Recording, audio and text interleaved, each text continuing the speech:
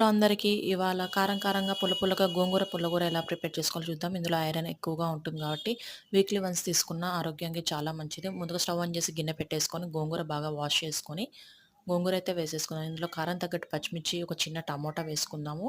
Tomato ఎక్కువగా అవసరం లేదండి, ఎందుకంటే గోంగూర పుల్లగా ఉంటుంది కాబట్టి.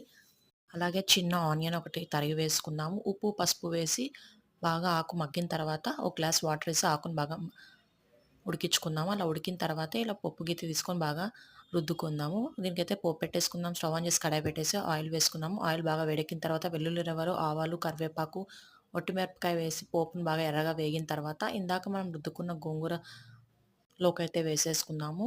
మీలో ఎంతమందికి ఇలా గోంగూర పుల్లగూర చేసుకొని తినడం అంటే ఇష్టమో కామెంట్ చేయండి. అలాగే వీడియో చూసిన తర్వాత మర్చిపోకుండా like, share and subscribe my channel.